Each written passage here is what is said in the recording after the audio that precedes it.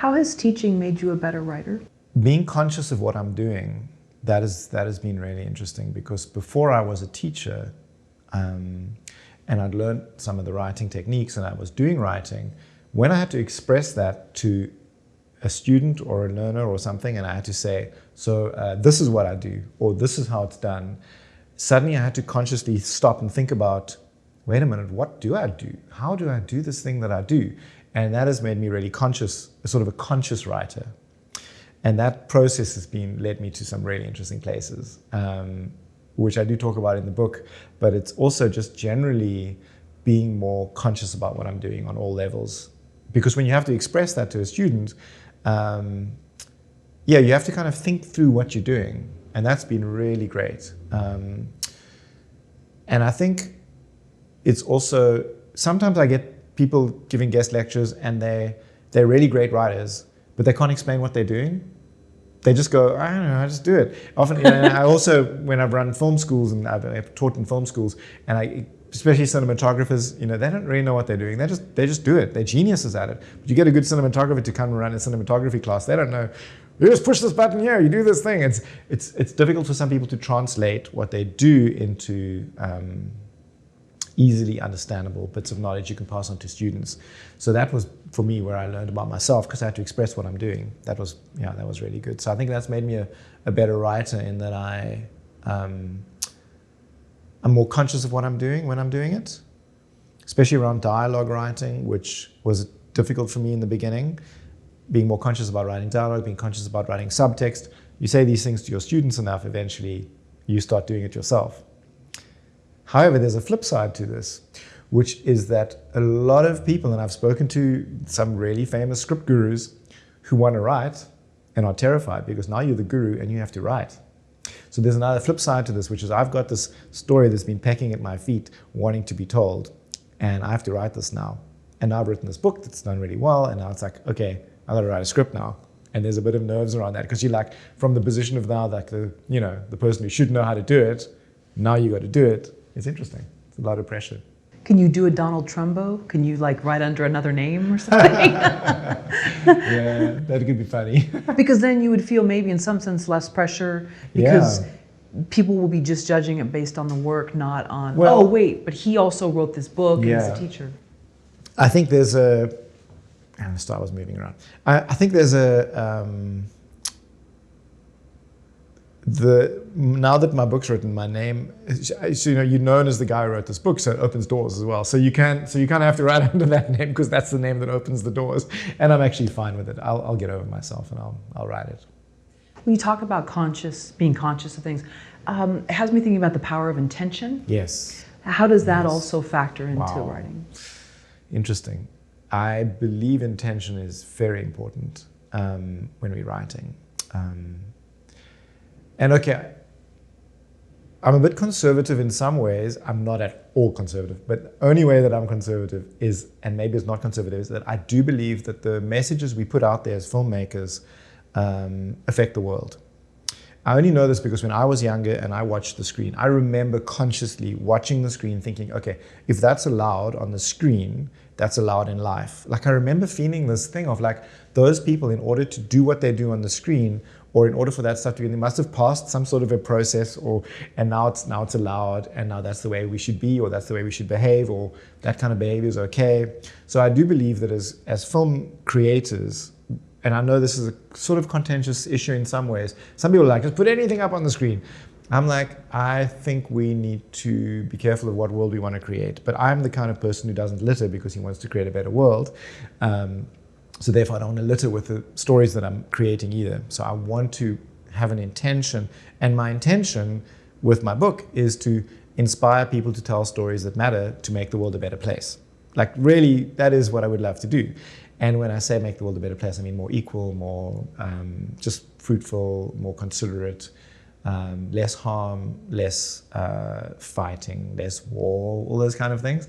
And I think that the stories we put out there do matter, and so therefore the intentionality behind what we write and why we write is important for the world in general. And so I think we have to be careful what we create in a way, and we have to also be careful how it affects us. So why do I want to write? Do I want to write for acclaim?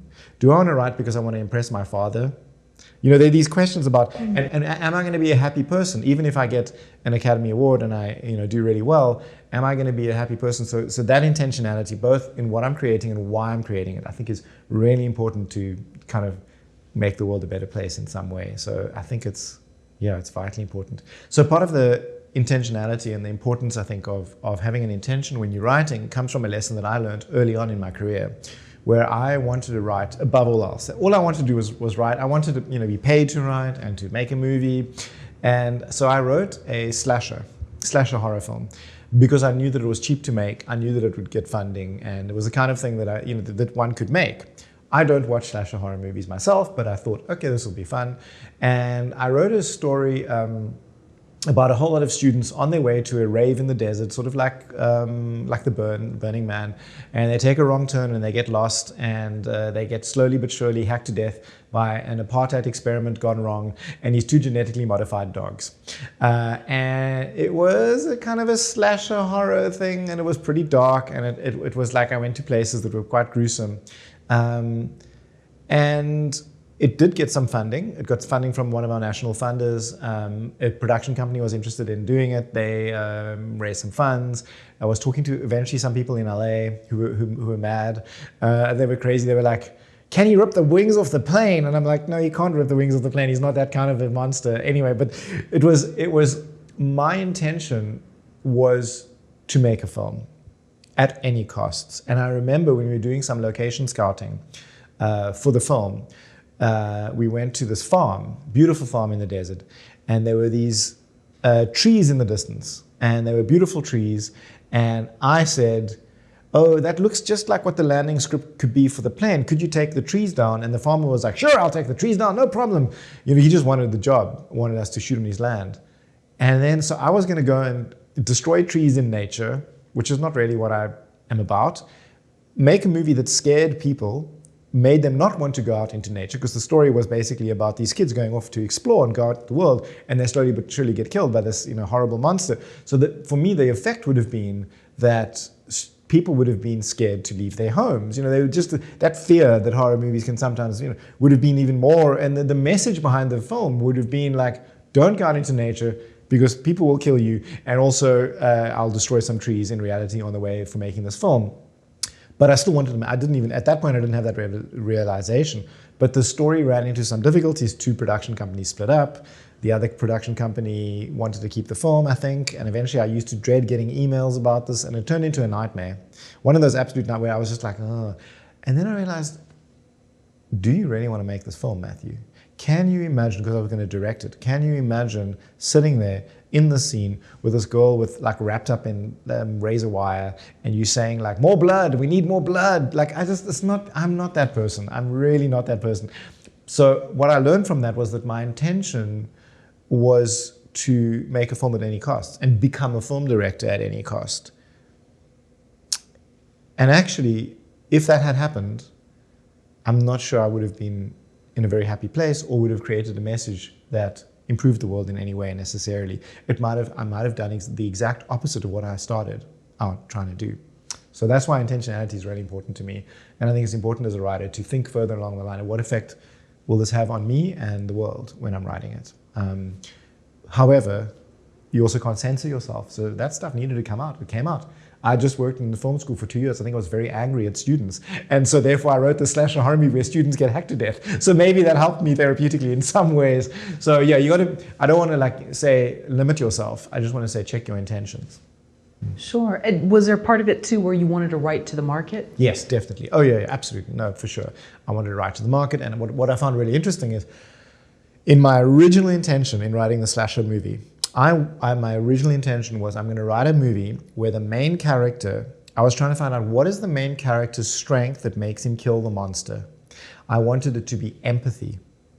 I wanted the main character to empathize with the monster in such a way that he could actually understand where the monster was coming from and somehow solve the problem of this story.